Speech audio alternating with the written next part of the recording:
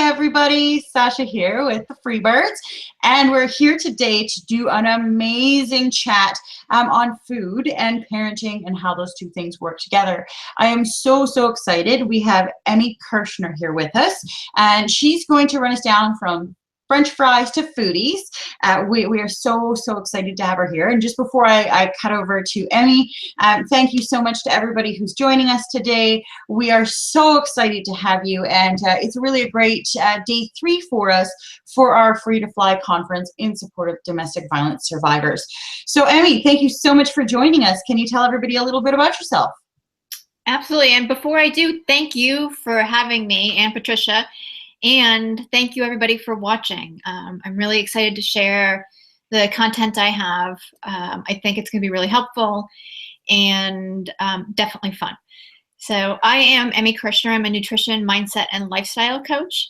And when I'm not helping parents overcome the struggles of having their kids be picky eaters, I also work with entrepreneurs and executives, and I show them how their relationship with food and their stress level affects their success, the next level of success that they're trying to achieve. And that work really carries over into my French fries to foodies work too. So while it may seem kind of two totally different things, there's really a huge overlap. So. That's absolutely fantastic and really great subjects. I know that there's a lot of families and even a lot of professionals like myself that are becoming more and more health conscious. Mm-hmm. So it's a really fantastic topic. Now, just before we jump in right to the meat of the topic, why don't you tell us a little bit about how you got into the field? You know, how did you get here, and how did it lead you to working with parents and children and everybody with their health? Right. Yeah, so it's all started, what seems like an eternity ago, but my son, who is now 17, as a baby, he was just a little bit over a year, started having digestive issues.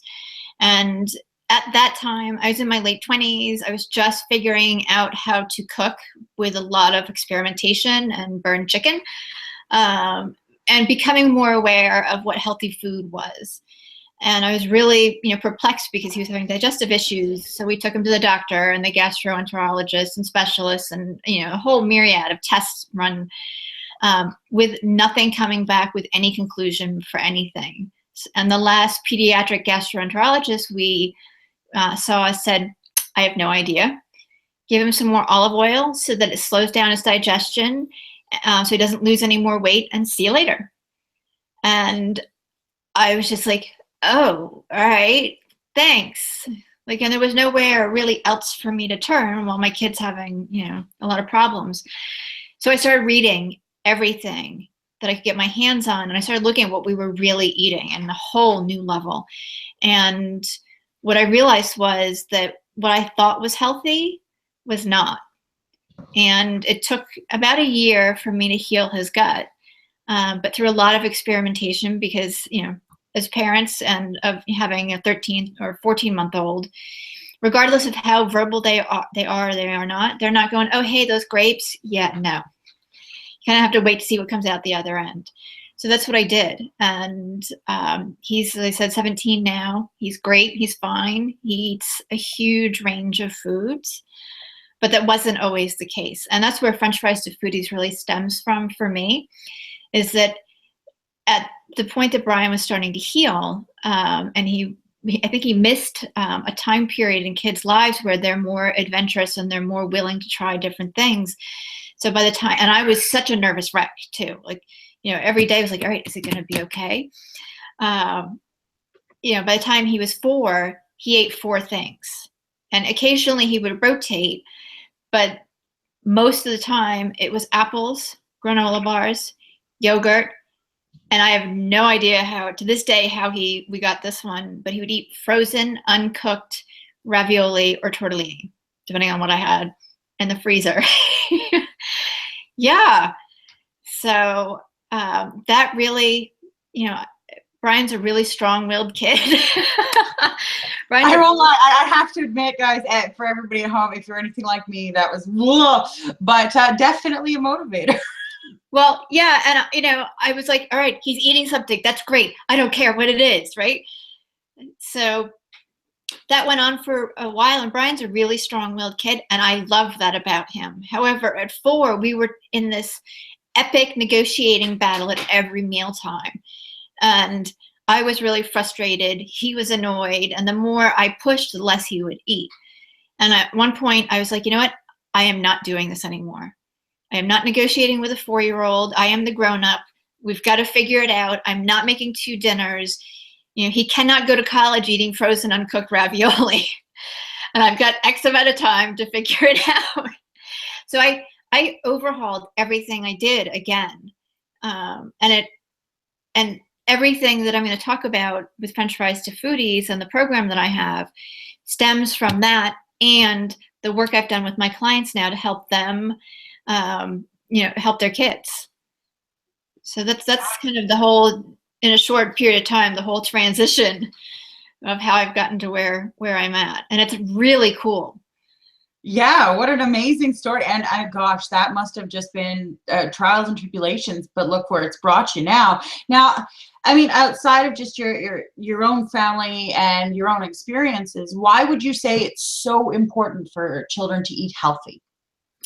This is my big thing for everybody, and particularly kids, because I mean, we want our kids to be healthy. It's not like as parents we're thinking, oh, this is going to lead to heart disease or anything else. But the bottom line is that what you eat has the ability to essentially keep you from getting sick, not only from like the common cold, but all the big things: heart disease, high blood pressure, heart attacks, cancer.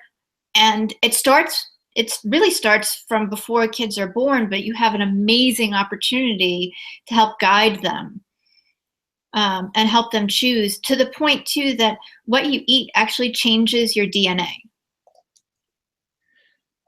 I'm sorry, did you just say what you eat actually changes your Yes. DNA? You need to elaborate on that one. This is mind-blowing. So the way our body works in 2 different places, as far as the DNA is concerned, is all of those antioxidants and phytonutrients, when you're eating enough of them, actually show up in our DNA, and they can turn on and turn off the risk factors for certain diseases. So if you tend to have, for instance, diabetes run in your family, just by changing what you can eat, you can significantly reduce your risk factor. Even if everybody else around it has it. Wow, that's hugely impactful, and I don't know if everybody necessarily knows that, but I think that they probably should. So thank you so much for sharing that information. Now, what are some of the top foods that you'd say kids need in their diet to be healthy? So is there anything that you feel is absolutely quintessential for their growth and development? Yes, and yes. Definitely. So obviously fruits and vegetables, right? And those are the things that your kids probably are not eating. Like that was definitely with us, broccoli was not going to happen. And kids need tons of energy, so then they grab for the, carbs and the sugary stuff. And I'll get into too, once we get into the strategy part, about how to get your kids to eat fruits and vegetables. The 2 things that are really the most important are to be able to, and that are going to help, turn on all the DNA and the cells and everything else that will help prevent your kids from getting diseases, are leafy greens and berries. They're some of the most nutrient-dense foods on the planet. And I know I can almost hear everybody going, there's no way my kid's eating kale. They will eventually, so try to keep an open mind. But just so I can kind of define what a leafy green looks like too, I am talking about kale, but even lettuces, collard greens, beet greens, Swiss chard, and then I'll even add in Brussels sprouts, Napa cabbage, and regular cabbage also. Super, super nutrient dense, super healthy for you. And one of the things I do with leafy greens too, is, my kids will at this point have a green smoothie. It's a great way to get lots of nutrients in. But you can add one or two, leaves of any green. Although I would not add collard greens or mustard greens into your smoothie. I've done that by accident. Right? Yeah. But just add a ton of fruit and then switch it over. Add a little more greens, a little less fruit. So if it's still sweet, then that may make it more appealing. But the other thing to do is add it into, like spaghetti sauce or soups and stews where they kind of cook down and they're not as noticeable flavor wise. And then with berries, anytime you can add berries in is good. And the summer is when most berries are local and fresh and available, but frozen berries are just as good as fresh. So, and then my other thing too is let me see. Oh, is protein. We need protein, and kids use a huge amount of energy. So we want to be having, clean proteins. So, if you can make it a priority, having organic, grass-fed, pastured meats, and then sustainable or wild-caught fishes makes a huge difference, because essentially anything that's grown or raised conventionally has antibiotics and growth hormones in it. And the antibiotics are becoming a huge problem right now, with resistance to more and more antibiotics by the bacteria, so they're harder to get rid of. But we're starting to see an effect too, where antibiotics, while good and for us to take on occasion, they're causing problems with our gut and our immune system. And that, when our gut and our immune system is out of whack, that leads to anxiety, ADD, ADHD, depression, and kids, and I think it's from 5 to 12, are the largest group of people, the largest segment, that are having more and more types of antidepressants prescribed to them. Wow. So it's our children, it's our youth, and you said that's ages 5 to 12. 5 to 12-ish. Yeah. And maybe a little bit off by a year or two on each end, but it's, yeah. So, but introducing something like a healthy eating regimen along with, other changes as well is part of what will help mitigate that, right? Yes, that's exactly what I'm saying. So if your kid has ADD or has symptoms of ADD or ADHD, the two things that can be the most powerful changes is exercise and what you're eating. That's fantastic and really good to know. This is why it's so important and why we have you here today. Yeah. Now, I know we kind of talked about some of the really good foods, like your leafy greens and your berries. By the way, I love the leafy greens.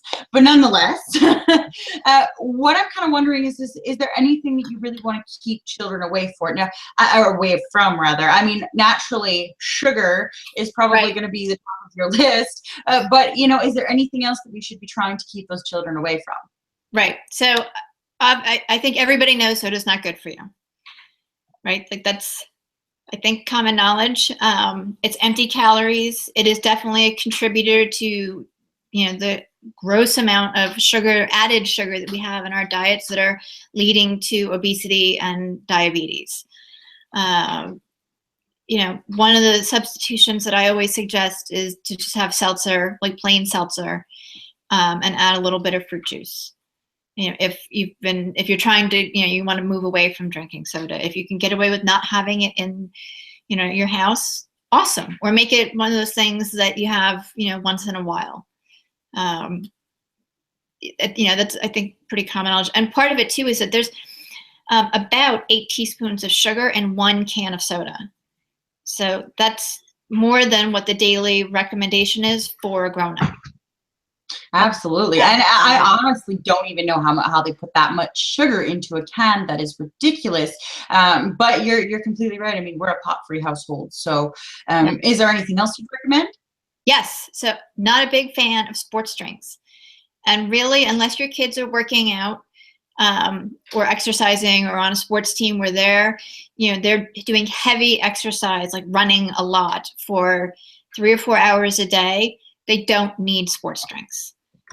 They too have an enormous amount of sugar. Most of them have artificial colors or sweeteners or flavors in them, and the artificial colors are another one of those triggers. It's not a cause of, but it can be a trigger for ADD or ADHD. Wow. Yeah. So between the sugar and then the artificial colors, it's just a problem waiting to happen. And other substitutes would be coconut water, but just plain water is going to be fine most of the time. So, and then even though I suggested adding a little bit of juice to some seltzer, I'm not a big advocate of giving your kids juice. There's no fiber in it. It's essentially it's yummy tasting sugar water. Now it does have, I can simplify things really well. It does have more nutrients than soda. So step in the right direction, right? But for the most part, what we need to be drinking is just water. That's it. Yeah, well, absolutely. Now, and this is, I guess, just my random tangent, but you see in the supermarkets those no sugar, no anything water additives. Now, I know that at home I use that as an option sometimes. Some sparkling water, spurt some of that in. It's like pop without pop. What's your take on that? And that's, yeah. So I like the plain seltzers or mineral water or sparkling water. The thing you want to be careful of too is some of those flavored waters, whether they're sparkling or not, actually have preservatives and artificial sweeteners in them. And you want to stay away from those artificial sweeteners, and that would be your Splenda and your NutraSweet and saccharin, which essentially I don't think is used anymore. And the ingredient name for Splenda is sucralose, and the NutraSweet ingredient name is aspartame, I think. But more and more research is showing how they can affect your metabolism so that you're not metabolizing your food correctly. It gets stored in your fat, and study after study is now showing that those artificial sweeteners actually keep you from losing weight because your metabolism is affected. Yeah, so and they're well, that's a little scary. Yeah. Yeah. So it does benefit looking at the ingredient list. And I know that can seem like, oh my God, it's one more thing that I'm trying to get out of the grocery store and I've got two small people or even two bigger people who are helping, then, but that's something to check on too, because it's in toothpaste, it's in gum, it's in yogurts, anything that, says light on it, generally has some sort of artificial sweetener in it. So. Wow, that's great information and definitely something to watch out for. I'm actually right behind you because having had to go on the sugar-free diet, sugar is in everything, folks. Speaking of sugar, feel free. We do have on our website available another seminar on sugar, so keep informed. But I kind of want to move away from sugar a little bit because, gosh, sugar's awful. But what about things like fats? So what about like a low-fat diet or things like low-carb diets? Or are these things that you generally recommend for children? No. First of all, diet is a 4-letter word for me. I don't even use it, okay? Because we're not dieting. We're learning how to eat for a lifetime. And we're teaching our kids how to eat for a lifetime. So I want to think of, and I'd love for everybody watching to think about it that way. Let's get rid of the whole deprivation piece, right? And let's enjoy our food. Let's really enjoy what we're eating and take the time to do that. And kids should never be on a diet, both from a nutritional standpoint and from a mindset. You're teaching them deprivation right there. So even if your child is a little bit overweight, it's encouraging to have them include healthier foods. The other thing is that kids are growing, and this is where the fat part comes in for me. Kids are growing, and your body needs, and your brain needs fat to develop correctly. Your cells need fat, and they need cholesterol. So the most important thing is choosing healthy fats. And the ones that I love are olive oil, coconut oil, a grass-fed butter is awesome. And those types of fats, as opposed to vegetable oils, safflower oil, canola oil. They actually, the way that they are made, because they're processed at such a high heat, by the time they get to the grocery store, most of the time they're already spoiled, and that causes inflammation if we're consuming it. Yeah, that would make sense. And I mean, I guess everything's going to be in moderation, right? That's the whole point. Yeah. But I can see how it's important to, consume the healthy fats and not. And you know what? You're right. Diet definitely is a 4-letter word, but it's a word that I'm sure children hear adults use all the time, and it's a word that's used a lot, and it's very prevalent in our culture. So it was something that's good to touch on. Diet's really not something that you want for children. So now, how does talking with your children and working with your children and developing a program like this with your children over time help take the frustration away from them not being able to eat their favorite foods? Right. So this is getting into my favorite part, because this is where we get to solve some of the problems that people experience. And having a conversation with your kid can radically change not only your relationship with them, but how they're eating and what they're eating. Because what's, I think, one of the biggest things that we as parents experience when our kids are like, I'm not eating that. Like you've made dinner, you've spent time, you've spent money on quality food, you put the plate down, the nose gets wrinkled, and it's like, what's that slop? And I've had that. Or ew, or any number of other things. And the first thing that I did with Brian when he was 4 and I was having so many problems was it's like I need to get in his head and understand why he doesn't like things. So I started asking him, and it really was like, well, why? What is it that you don't like about this food? And he didn't have an answer right away. He was like, it tastes bad. I'm like, well, what about it tastes bad? So kind of go on a fact-finding mission, to see what it is your kids are going to say. And for Brian, like one of the things for him is he finds chicken slimy. And that was not anything I would have ever guessed or picked up. And he still is not overly fond of chicken, but he has a texture thing with it, and that's okay. So there's 2 pieces here for, I think, parents to understand.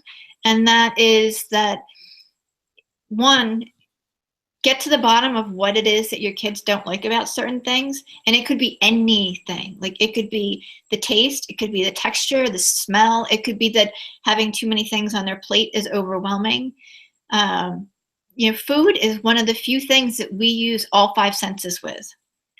And we don't think about it like that, right? Because you taste it, you can touch it, right? You can see it, you can smell it, and you can hear it with chewing or if you're cooking it.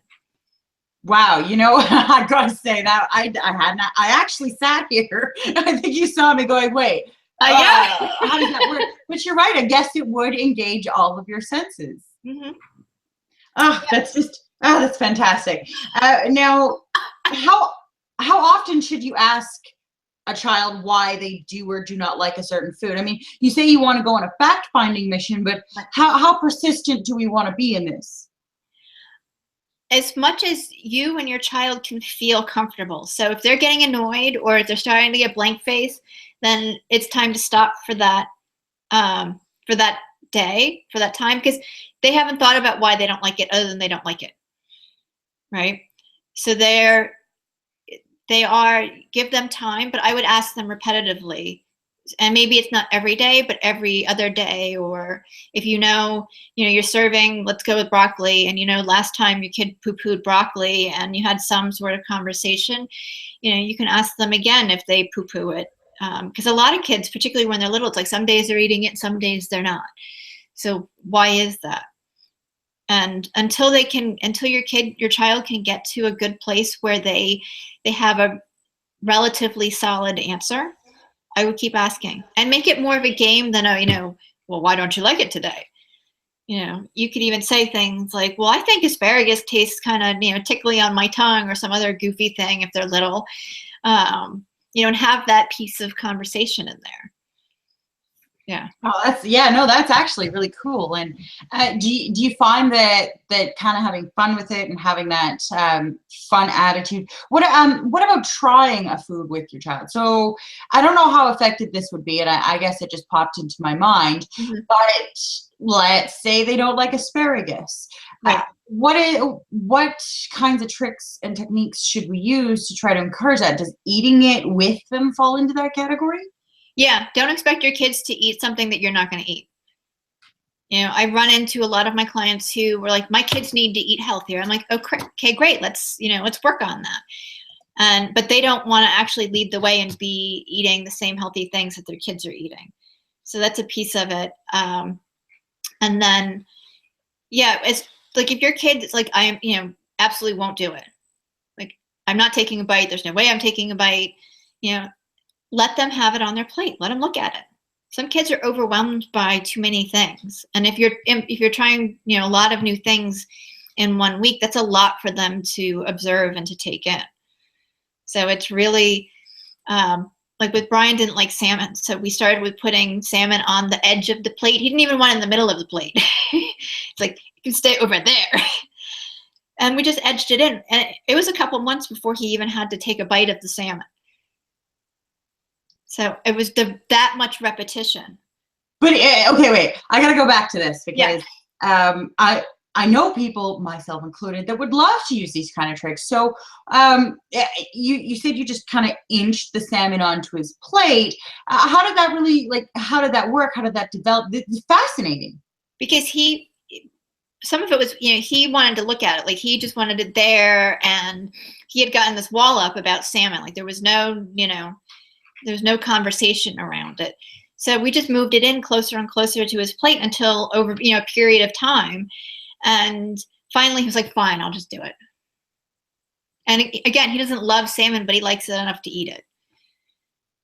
Oh, wow. Now, did you find any resistance after he tried it, or was it more like, okay, I ate it, it's really not that bad, and you've hounded me for 2 months, so I'm just going to deal with it?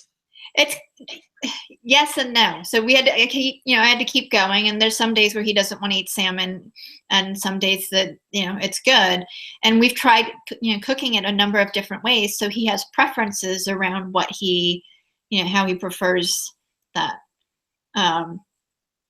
So we've done a mustard glaze. I've done, something that's a little more Mexican, to try different flavors because that may appeal to them. And some of it is just, as I said, it's getting the comfort and getting them used to seeing it. And wow, that's fantastic. I might try that on my partner or my spouse. I won't lie. It works for grown-ups. Oh, okay, sold. And it may sound like, how do they, how is it that just by having that piece of food there, is that you're taking the negotiating and the pushing out. Like, here's the deal. It's here. You don't have to do anything with it. I'm just asking you to look at it. Like, what big deal is that? So it's yeah, no, I think that's a really creative take on introducing food. Are there any other strategies, tips, tricks that parents can use to help implement a food that is maybe something that child is resistant to? Yeah, so I have two. And one of them is, I'm going to do them backwards from the order I usually share things with. One of them, or the second one, is letting go of the outcome. And this is so perfect, a perfect segue, because we get, excuse me, and this is where I was at too before. I was like, all right, I'm done. You're so tied to your kid eating because you're concerned about whether or not they're going to be healthy, whether they're getting all the nutrients, they're going to grow, to be, the people that they should be. Are they going to go to college with, a bag of frozen uncooked tortellinis in in their back pocket? It's like, right? We're so attached to that, and we're so attached to our own, beliefs about food and our feelings and our relationship with food, that we're projecting all of that onto our kids, right? So it's taking some of that out. And I have a quote here. I want to read it to everybody. It's from Deepak Chopra. To find the right page, blah, blah, blah. And it's from his book called The 7 Spiritual Laws of Success, which is just an outstanding book to read outside of nutrition or anything else too. But what he writes was, and this is what resonated with me so much, was that when you let go of the outcome, right, when you let go of what the actual result is, it doesn't mean that you give up the intention to create what you desire. You don't give up the intention. You don't give up the desire. You give up the attachment to the results. So this, again, is one of those things that works in a bazillion other places in your life for any goal that you're trying to achieve. But it lets you off the hook as a parent if you're feeling bad because you're not getting your kid to eat, or they're choosing not to eat too, right? You're taking all these steps. And really, that's all that matters, is that you're taking these steps to help implement a way for your kids to eat. And in the program, I go into a lot more detail with that. There's a workbook and everything. And I can tell everybody about the program at the end. I think that's probably the best time. Oh, absolutely. And we will definitely take time for that, because I might need to sign up. But nonetheless, now, one thing that I'm kind of wondering about, and I've seen this countless times. It's not even just, this objection, that objection, but specifically children and their Johnny can have it, why can't I? And I really do know that that's a prevalent issue with children. How would a parent overcome it? Because, I mean, they can't control their children in another situation, at a party, at school. How do you really manage a family health plan when you've got these factors? I love that question. Thank you. So what I do and what we do and again in the program is you create a set of family food guidelines or a playbook, right? Because you as a family, and I know it's mostly parent-based, but I think the kids have some say here too. You as a family know what your core values are, and the way that you're living, what works for you, right? Your food is the same thing. So by establishing, what your family food guideline or playbook is, it takes that piece out, because while, mom and dad or, however your family works is essentially making most of the rules, including your kids in that, makes a big difference. And when you all agree and you all live by that, it doesn't matter what Johnny's doing, because this is how we're doing it. So things like, let's say you want to reduce how much sugar your kid's having, but you don't want to take it all away. Like, dessert's good, right? So like what our family does is we have on Sundays is the night that we have dessert. Like, that's our official dessert night. And we try to do something special. I am committed to not baking at this point, so I do buy stuff, but I try to make it as healthy as possible. And that doesn't mean that we don't have anything sweet during the rest of the week. It's just that's like the special family thing. So decide what your family wants to work on, and that really helps with that piece. Yeah. Wow, that's and I would think that it would have. So you say to actually develop the plan with your children, bring them in on the planning and the rule building, I suppose is the best way to put it, so that you can, increase their commitment to it, right? Right, because if they're helping you create this plan, they have a say and they're being heard. And I think that's one of the things we forget, like particularly with little kids. And of course, if you have a 3 or 4 year old, well, Johnny, how often would you like to have dessert? Every day. So you be wise about that and take age into consideration. But it is easier to hold somebody accountable if they have a say.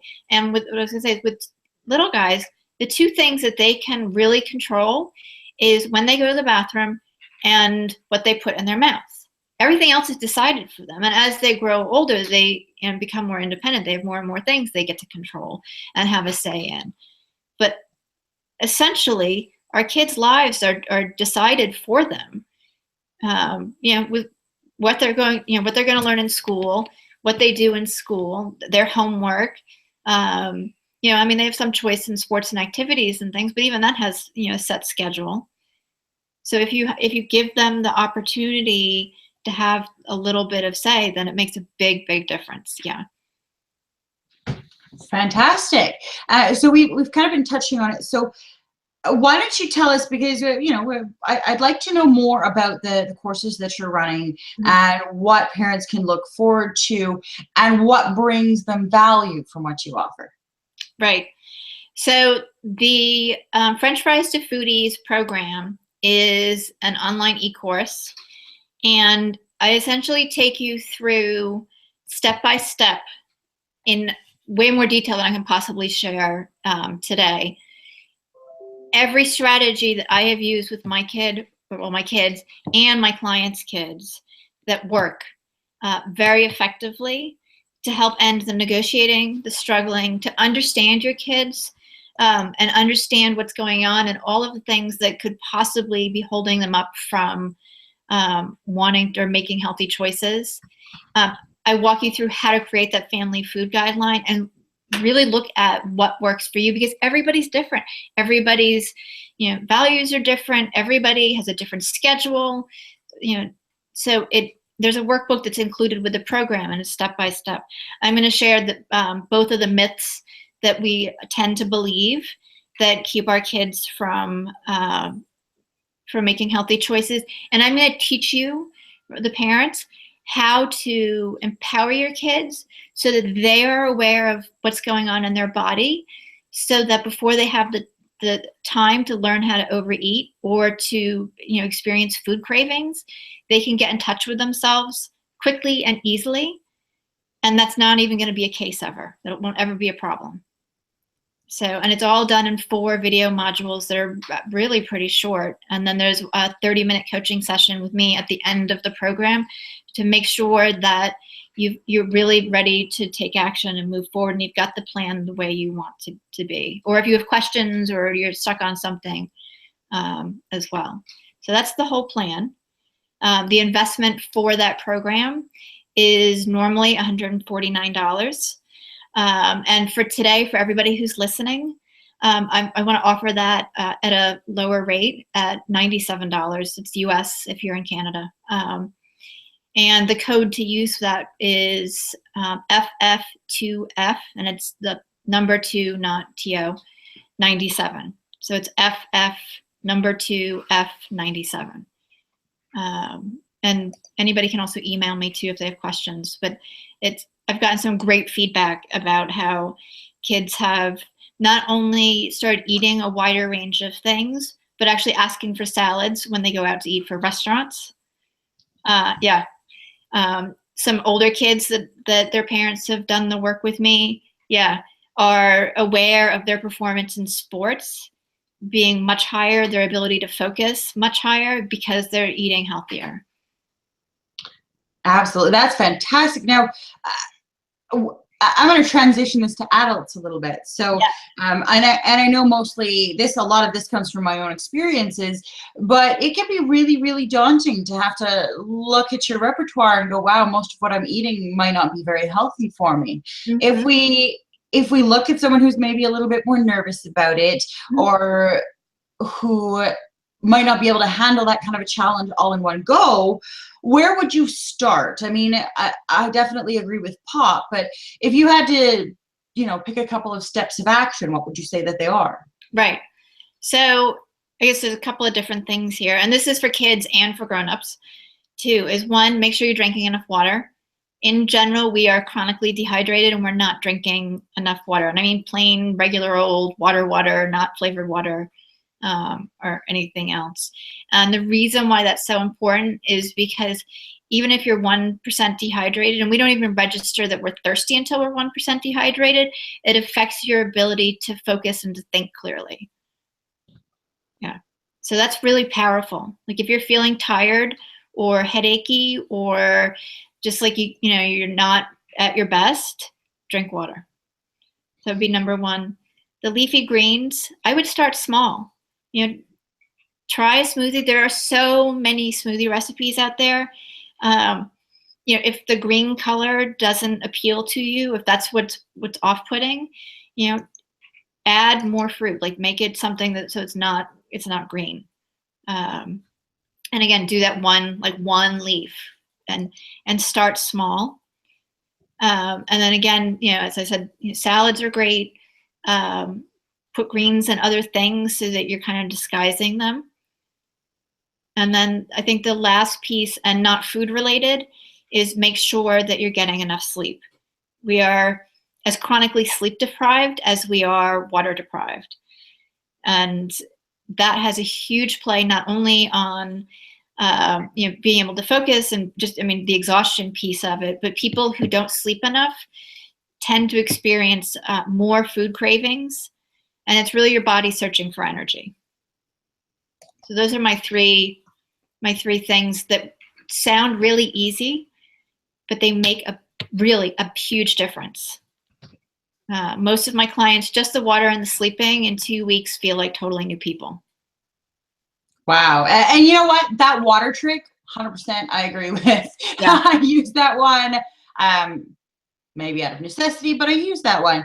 Now, I just had another question. We also do have audience members periodically when I see things, and I am trying to feed them into what we're doing as well, just so that you're fully aware. Okay. But knowing that implementation is tricky, knowing that we've got a couple of different steps and things, what about motivation? And again, this is something that I personally have hit the roadblock with. Okay. I can sit down and make my plan, I've got everything lined up, and I'm ready for my water, and then 2 weeks later, I'm not doing it anymore. How can we, and especially children, really enforce that routine? Start smaller. Our biggest self-sabotaging moment is like, all right, I'm going to eat healthy now. Or, oh, my kids are going to eat differently now, or whatever. And we overdo everything. So it becomes impossible to maintain in our busy lives. So one of the things that I'm a proponent of is not the 30-day, whatever, detox, cleanse, crash. And not that doing a detox or a cleanse at some point or even regularly shouldn't be a part of overall living healthy. It's that that's so radical that it's not sustainable for long periods of time. And it's what I said earlier, where we want to eat for a lifestyle, for enjoyment. So allow it to be that you drink a little more water every day. And if that's the only thing you do, great. That's good. It's about getting the long-term results. That makes sense. All right. Now, this is again another challenge that I run into. Right. So you made the change, you're committing to it, you're working towards it. Now you are in a situation where it's expected that you go out for a meal with people, and other people's choices aren't always the most inspiring. Mm-hmm. How do you find social integration when you're being so measured in and you're really monitoring that food piece? This is a great question too, and believe me, I have been made fun of because I'm eating, healthy. So there's a couple of things there, right? One, decide what you're going to eat if you can before you go out, because even like you say you're going to like a pubby, bar place where most people are going to have a burger and fries. Generally, there's something on the menu that's slightly healthier, particularly with the French fries piece. And I'm a lover of French fries, so I do eat French fries. I'm not saying don't ever have French fries again. Have them in moderation. And for something like that, like with the burger, skip the bun, get a salad instead, order an extra side of vegetables. And then the other piece too is let your friends know, hey, I'm trying to eat healthier and I would love your support. And the key piece is asking for their support, because that's where they're like, well, of course we're going to support you. So while you're not asking them to, change what they're eating, they are going to hold you accountable and be less likely to be like, oh, just have the burger or whatever, because they want to help you succeed too. And if there's parameters that works for you, like maybe one of your friends, can hold you a little bit more accountable or cheer you on, ask them for that. All right, so you are an advocate of working with your support system as well in advance. Now, what about those who are completely resistant to it? So you're like, hey, I'm really trying to make this challenge. I'm really trying to make these changes, and you've got that one person that's like, I don't care, let's go drinking. Is it something that you recommend really holding your ground? How do you recommend dealing with those people? That's a whole nother a whole nother talk. So I'm going to try to keep it short, and you're going to have to decide. I mean, it really comes down to that, where you want to put yourself. Not really who, but what you want to put yourself in front of it and out there. And are you comfortable saying, all right, with the drinking, or out to the restaurant, or everybody's getting whatever? Are you okay with being, the person that doesn't do that? Because if you are, then go for it. If it's going to be difficult and you're not going to have fun, then I would suggest you do something else. Because it's really about you meeting your goal and your intention, and this, I think, carries over to whether it's food or anything else, exercise, work.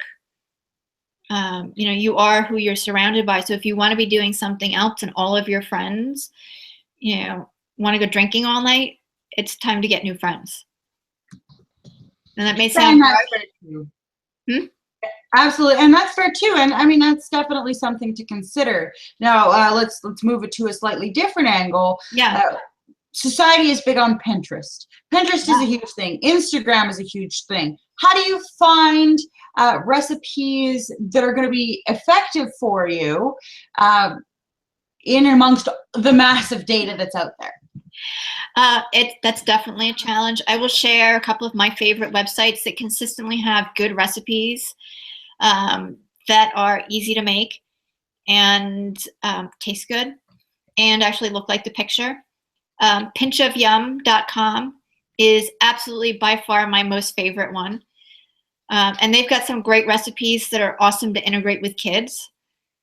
They have a spiralized zucchini noodle one, and she pairs it with a vodka sauce.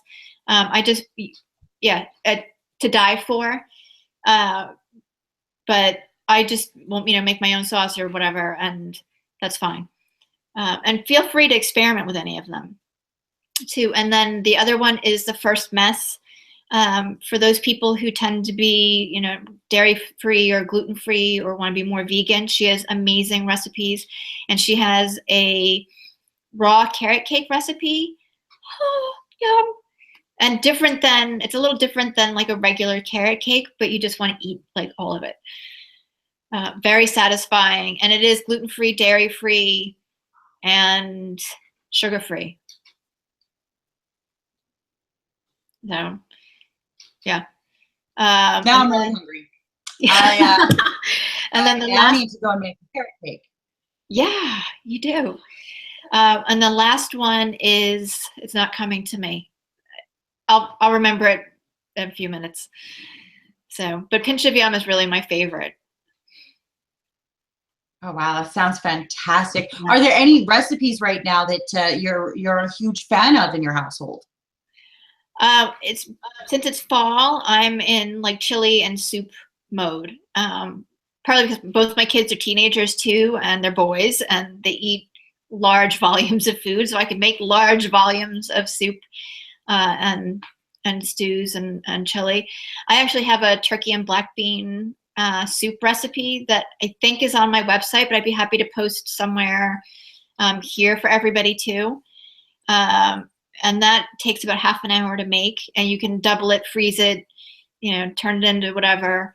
I love also making just a vegetarian chili and adding sweet potatoes in with a little bit of cocoa, and it gives it a warm sweetness. And then if you add enough, hot spice, it's a really cool flavor. And you can obviously adjust the heat piece to, for kids if they don't like hot stuff. Yeah. Yep, I need to go and have a sandwich or something. I'm nice and hungry now. Those sound fantastic, and we really appreciate you sharing. Now we've got about 10 minutes left before we wrap up. Okay. Is there any last minute advice, any tips, tricks, anything that we haven't had a chance to include that you think would be really helpful for our viewing audience? Yeah, super fast. Two things. If you are interested in the program, or you want to know more about me too, my website, which is where you can get the program, is emikirschner.com, and that's EMIKIRSCHNER.com. And even more important, I want to cover a little bit one of the myths that we all tend to believe, and that is that kids have to eat kid food. They don't. They don't, and they don't. That's, I mean, kind of all I have to say. And the reason why, though, is because the kids menu was devised as a marketing ploy to get parents into restaurants to eat out more frequently in the 20s. Before then, there was never a kid menu. So, and really, what's on the kid menu? Hamburgers, hot dogs, grilled cheese. It's all the stuff that's not healthy for you, and it's really limiting. And when you only have those few things to choose everywhere you go, that's all you're going to eat. So expand those limits right there by allowing your kids to have stuff off of your plate, you know, and then offering it. And even if they say no, just continue to offer. Like, that's part of it, is just continue to have that conversation again where, you know, you're making it available. They don't have to take advantage of it. And that's where you're letting go of the outcome. No. So you really do believe that letting go of the outcome piece is it's extremely important when it comes to children and their eating specifically. Yeah. Yes, very much so. Because that's where you're getting stressed out. Parents are getting stressed out because kids aren't doing what they want. And the more you focus on that end result, the less you're going to get it. That makes sense as well. And children are impossible to control sometimes. So I can see where it's also beneficial to one's psyche. Well, Emi, we really, really appreciate having you here. I've been asking questions as we've been going along. So looks like we pretty well hit the end of that. Yeah. But definitely I want you to take another moment just to tell everybody where they can find your website, where they can find any of your content, anything else. Just re-summarize for us. I'd really appreciate it. Sure. So you can find me, first of all, on pretty much every social media platform, Facebook, LinkedIn, Twitter, Pinterest, Instagram, Google+. And then my website is emikirschner.com. So that's EMIKIRSCHNER.com. And I think the three things that I want people to really take away with them is start talking to your kids about the food that they're eating and that you're eating. Let go of that outcome, and that process too is start just being aware of where you're holding on to stuff, because it'll show up in places that will surprise you. You'll be like, oh, that's what she was talking about. And then the third piece too is allow kids, you know, the opportunity to try new things. Get them off that kid menu, and, you know, allow them to have fun with vegetables. Let them play with it a little bit. That, you know, within limits, of course. Please don't. Yeah, no throwing food. But yeah, but if you can make it fun, it's going to be less of a pain and a struggle for everybody. Absolutely. Well, I mean, it's just been absolutely wonderful to spend this time with you and to have such a great conversation. You've given us so many good tips and so much excellent information. It's good for children. It's good for husbands. I'm sure it would probably be good for pooches. But we really do want to thank you so much for joining us here today. It has been my pleasure. Thank you for having me. It's been awesome and amazing.